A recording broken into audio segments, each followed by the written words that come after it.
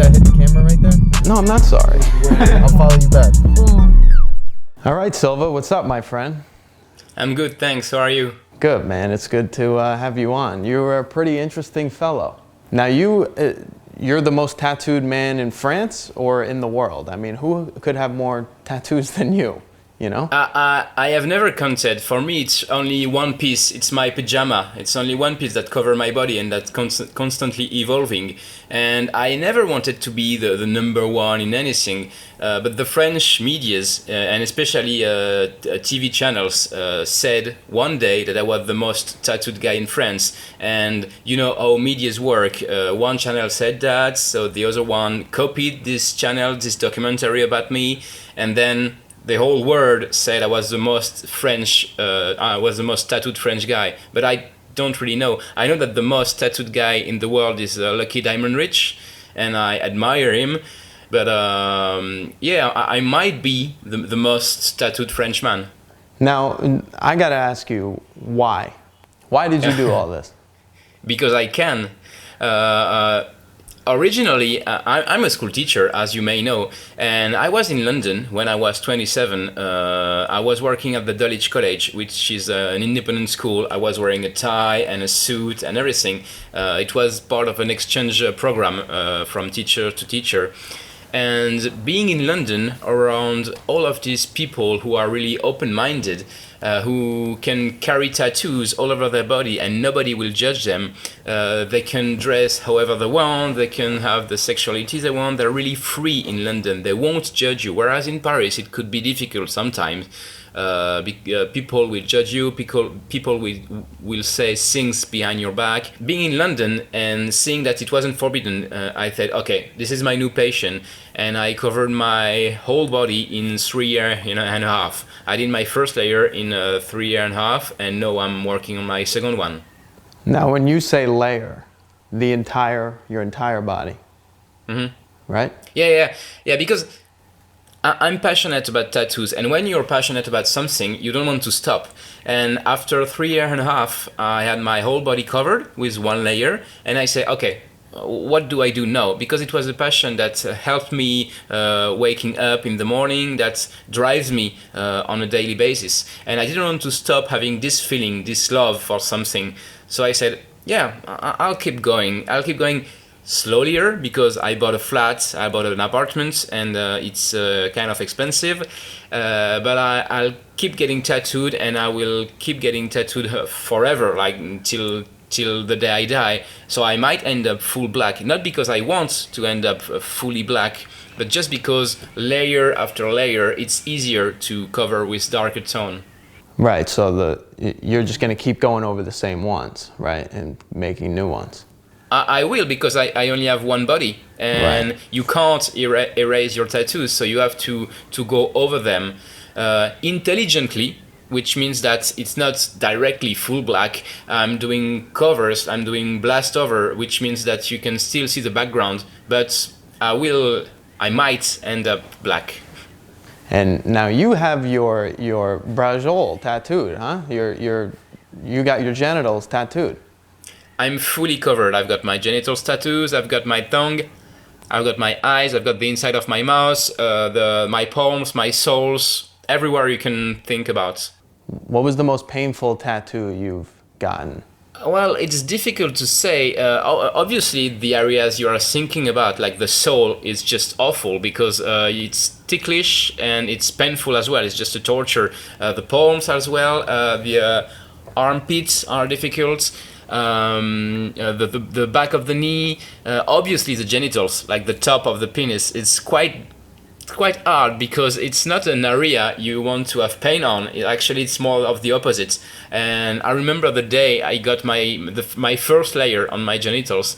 I was in a back room because I wanted to have some privacy with my tattoo artist, and he had to pump up the volume of the stereo in order the other clients not to hear me roar like doing sounds like that.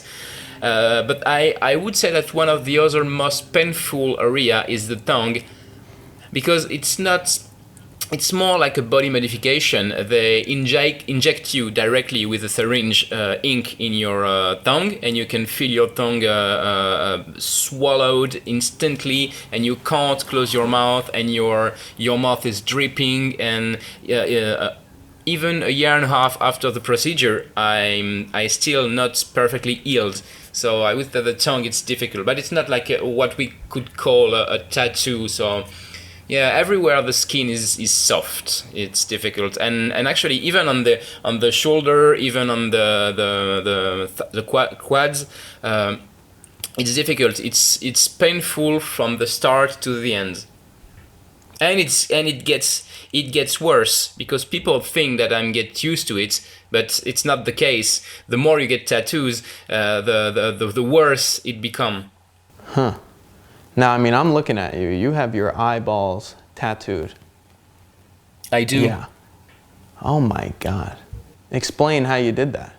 Well, it's in Europe. It's quite a fresh procedure. It's only like 10 years old, maybe. So it's really a risk that you take because you don't know. Well, people get tattooed. It's been like 7,000 years, maybe. That's the human body, the human skin receive tattoos. So we know that it's okay. Well, unless you are allergic, but we know that generally, in average, it's okay. Whereas tattooing your eyes, it's quite risky because we don't know. It's only been 10 years, maybe 15, so it's a risk. Moreover, it's especially expensive. It's I think I paid around 2,000 euros, something like that, which is like $2,200 maybe. And it's forbidden in France because it's considered an illegal medicine act. So I had to go to Switzerland, which is Switzerland is close to France, right. But it's a 5 hours train trip, and it's another way of getting torture because you've got one guy holding you down and keeping your eyes open, whereas the other one comes with this big syringe and he put the syringe directly into your eyes, and you can feel everything. You can feel the syringe, you can feel the ink spreading, you can feel the pressure on your eyeball. I don't recommend anybody to do that. It was the most stressful experience in my whole life. And your vision was fine after this? Fortunately, I'm touching wood. It's a French expression saying tu touches du bois because I'm lucky. I don't have any trouble for now, but I have heard a lot of stories of people losing their sight, of losing their eyes. So for me, it didn't change anything, and I'm quite fortunate about that. Now, so you mentioned you're a teacher, right? Is it true that you lost the job originally or no? I'm a primary school teacher, and it's been 12 or 13 years that I teach in school. They didn't fire me. They kept me from teaching to 2 to 5 years old. So now I can only teach from 6 to 11 years old, supposedly because I scare them. And obviously, I scare everyone. Obviously, I can scare everyone. I can scare you, whereas you're 10, 20, 30, 40, even a grandfather or grandmother. I could be scary, but it only lasts for a couple of minutes. And with children, even the youngest one, after maybe 30 seconds, when they hear me talk, when we are in classroom, when I'm teaching, everything is fine. So it's a bit unfair not to be able to teach to 2 to 5 years old anymore, but I'm cool with that because I have never liked really teaching the youngest one. So it's unfair and it's a bit sad, but I never liked youngest children. So. Right. Yeah. Now, have you faced any, I'm sure when you go out, actually let me rephrase this question. You look a little different than everybody else, right? I think we can both agree on that. What is some of the experiences that you've had of people encountering you and being like, whoa, look at this guy? My nickname on the social networks is Freaky Hoodie because I'm always wearing a hoodie. Not because I'm concerned about what people think about me, but because I don't want to be under the sun, because the sun might, how would you say that? The sun might make your tattoos disappear. So that I'm always wearing a hood, I'm always wearing headphones, so I don't really encounter people's sides. I don't really care, to be honest. I like the way I am. I'm the more I get tattoos, the more I love myself. So I don't care what people think about me, as long as they don't try to take things away from me, like my job, for example, or I don't know, my apartment or some other things. They can think whatever they want. They can. But usually people either love me or hate me. It's either one of the other. Which is Right. convenient, because my face, my appearance is like a natural filter. People are not hypocrite with me. And it works the same with girl, for example. They either love me or hate me. But I know that when a girl comes to talk to me, it's because she's into me already. So half of the job is already done. Right, I was going to ask you, how do the ladies like the tats? It's been only like maybe 7-8 years that I started getting tattooed, because I started getting tattooed at around 27 and a half, and I'm 35. So before, I used to attract average girls, like your girl next door. And now there is a tendency that I attract more crazy girl. Do you know, in How I Met Your Mother, Barney described the crazy hot girlfriend scale things. And because of my appearance, a lot of crazy girls run after me, because they might think that I'm crazy. So I had a lot of very bad encounter. I've got hitten, I've got beaten, I've got bited. Sorry for my English, but they can be crazy, they can be on drugs, they can be violent, just because I look the way I am. But I am a normal guy. I'm a state worker. I'm a teacher. So it's different. It's cool because they're a bit crazy, so they will be crazy in the bedroom. So that's interesting. But you cannot really build anything with them. I saw you on Instagram, and I was like, wow, look at this guy here. I got to talk to this guy. And I had no idea what you were going to be like. Obviously, I've never met you before. I've never talked to you. And I don't know what I thought you were going to be like, but you were way nicer than I thought you were going to be, if that makes any sense, just based off your appearance.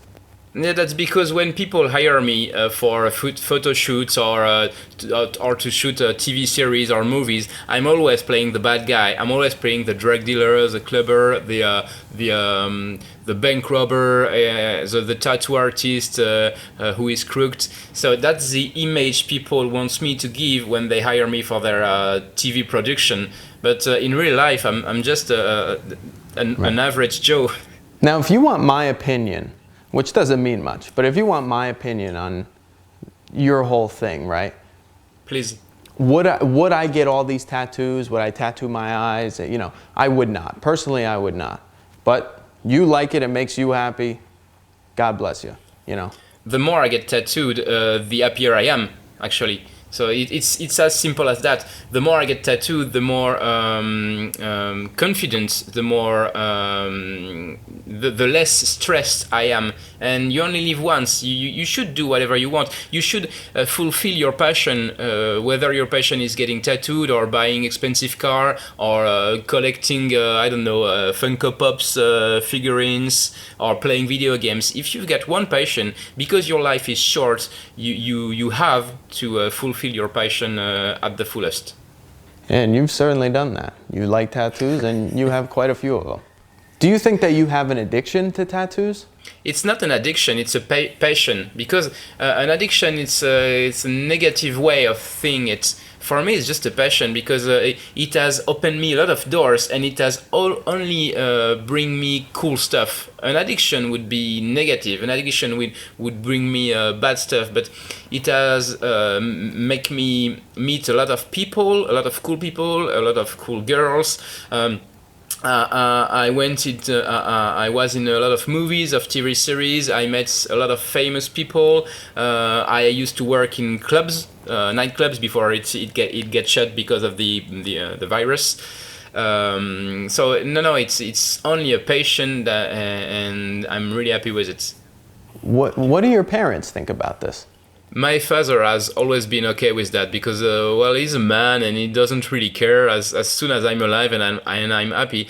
It was difficult for my mother at first, because as I told you earlier, tattoos in France still got a bad image because it was only inmates that got tattooed in our recent history. So my mother had quite a shock at first, but now that that she sees that it's a passion and that I'm doing something with that I'm working with it. I'm working with my body as in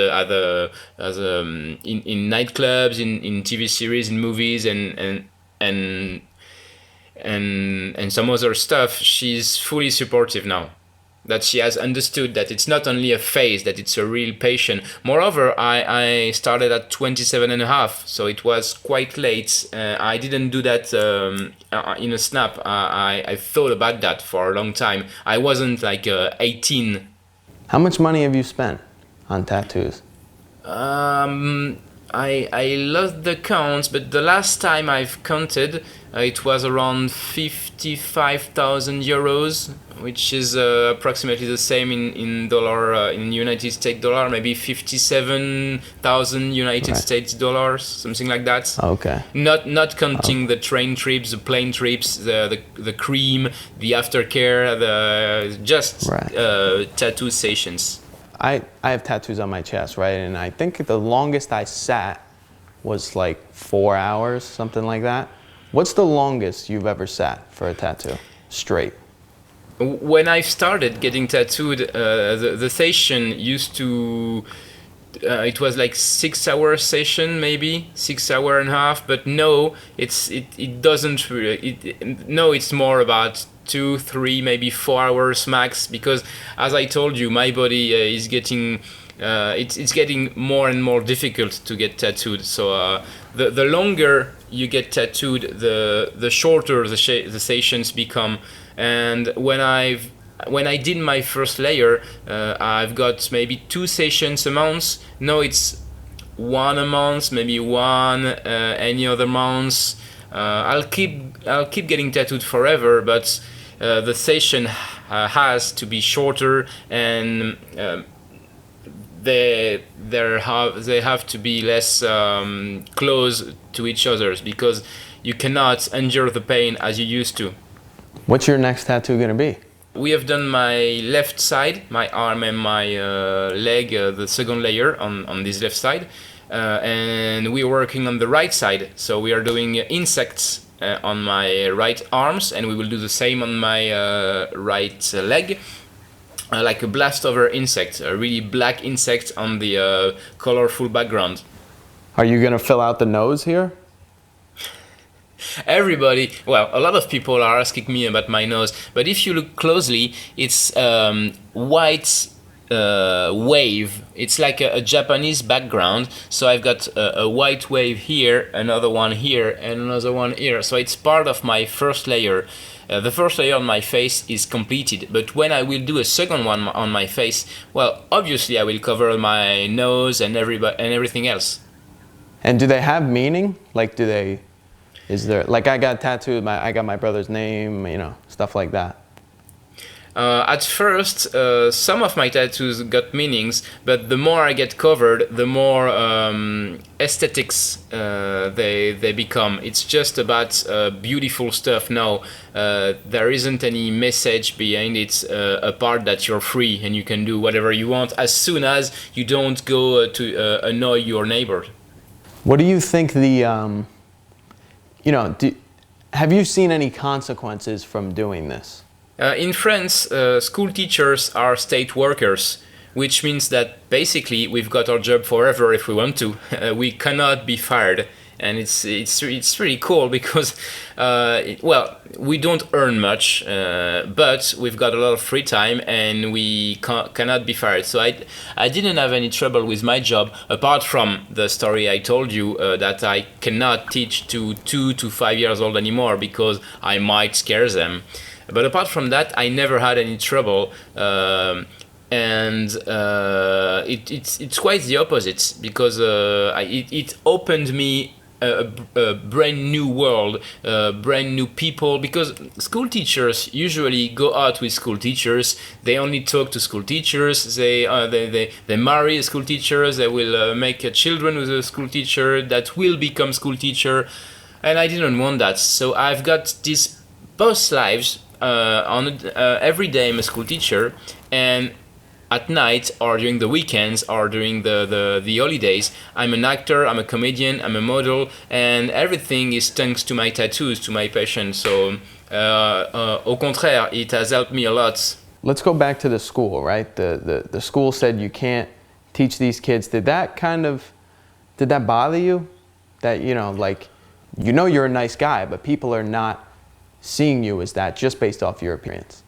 I can totally get that you can be afraid by my appearance, especially the eyes, and especially because I'm wearing a hood always. So I look like a gangster. Moreover, you cannot really see my face under the hood, and you can only see that I'm covered and that I've got black eyes. So I get it. You can be afraid of me, but there is a saying in your language saying never judge a book by its cover, and Right. I only want people to give me a chance. If you're scared of me, especially in school, just come and talk to me, and talk to me about anything, about the last soccer game, about what you eat for dinner. I won't care, but I will exchange with you, and you will see that I'm only human. And yeah, never judge a book by its cover. You know what, man? So I own a company, right? And if I were to, let's say somebody wanted to buy my company, and I were to send an employee out or a sales guy to sell my company, don't take this the wrong way. You are the person that I would not send out, right? Because of your appearance. I really hope you don't take that the wrong way. But I couldn't, just based on the risk of them saying, them having a negative attitude. Does that bother you in any way, or you're like, I don't care? Well, at first I don't care because I've got my already. But no, I don't care. But it depends what you want to sell. If you want to sell tattoo supply, for example, I'd be the best person to sell it. You'd be the guy. Yeah, and Yeah. my body helped me to work in nightclubs. My body helped me to work in movie sets, in TV sets. So I've got the body for a certain type of job, and it's cool. Yeah. I won't. Obviously, I won't sell assurance. I won't work in a bank, but I don't mind. I have never been interested in such jobs. Yeah, you don't want to do that shit anyway. You got anything else that you... Well, I can tell you about something fun I did 1 month ago. Okay. So a month ago, I went back to Switzerland to see the body modification artist that I know, and he took off my nipples and my belly buttons because I want to be a perfectly flat surface to get the most like smooth tattoos I can have. So I went to Switzerland. We had like a 4-hour surgery procedure. He took off my nipples, my belly button, like a dozen of how would you say, moles. Just in order, not because I want to become a freak, but just in order to be perfectly smooth. Because when you look at paintings on a museum, the surface has, the more smooth the surface is, the better. And it was the same idea. So I had stitches on both sides and on my nipples. I had to get rid of the stitches myself with a little knife. And well, it's healing quite well, so I'm really pleased with that.